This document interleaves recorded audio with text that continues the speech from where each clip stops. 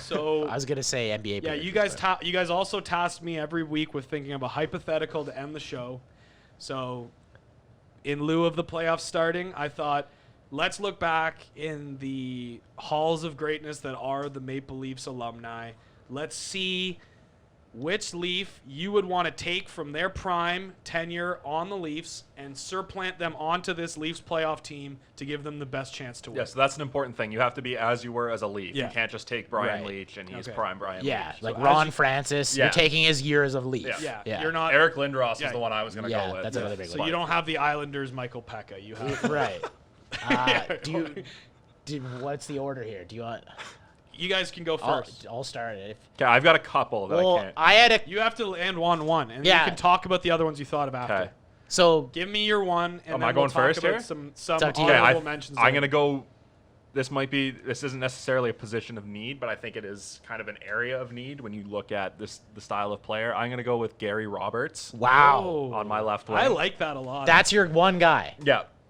Who does he replace? Nick Robertson. He takes his spot. You've got just an I don't absolute- like it.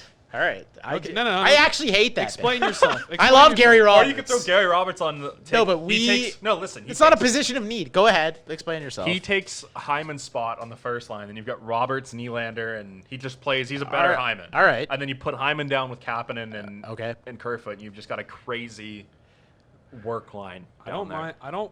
The other guys I thought about. I don't like it. No. We all we're give not our doing one, that and yet? then we Okay. do honorable mentions after. Okay. That way we can separate the two. Well, I have to talk about one before I get to my second one, though, because my first thought is I was going defense right away. Yep. I'm going to defenseman. Borje Salming, probably the best defenseman in the Yeah. franchise history. But I looked. He plays on the left side. I want to pair someone with Morgan Riley, so I went back. Tim Horton, a nice stay-at-home defenseman, Hall of Famer. Okay. I'm going to take his, I had it up. I believe his 1968 year, he won the Norris. He was 38. He peaked. All his, Norris trophy wins were, in his late 30s. So you're taking a prime 38-year-old Tim Horton for the right side to give us a little bit of veteran presence. and some grit. And some. He's like a stay-at-home guy. Yeah, and he's not going to be great in the room. Yeah. Oh, so he actually never won a Norris, but every time he was in the top 5 voting, he was 38, 39, 40. Free coffees before the game for everybody. Donuts for everyone. No, fuck the donuts. We talked about that last week. Their donuts Okay. suck. Well, he's not going to bring you donuts from another place. Not me. I don't want donuts before the game. Tim, bring the coffee, leave the donuts He out. probably used to eat donuts in his day before the game, and have, that's not like, what 7 we do. cigarettes. Yeah, that's not what we do here in Leafs Nation. Yeah, so your D pairings are Riley, Horton, Muzzin Hall, Barry, Dermott. Okay. Okay. I will tell you mine now. I like the thought process but for both of you, but if we're talking X Factor in the NHL playoffs and you go back to my childhood, who was a guy that would single-handedly win a series, and that is Curtis Joseph. Yeah. You put him in the net. Goalie, I thought about goalie. You put him in the net. The conventional wisdom will say, hey, the Leafs are a little bit weak on defense. Let's go down Mike's avenue. Let's pick a defenseman from the past. But guess what happened in 2005?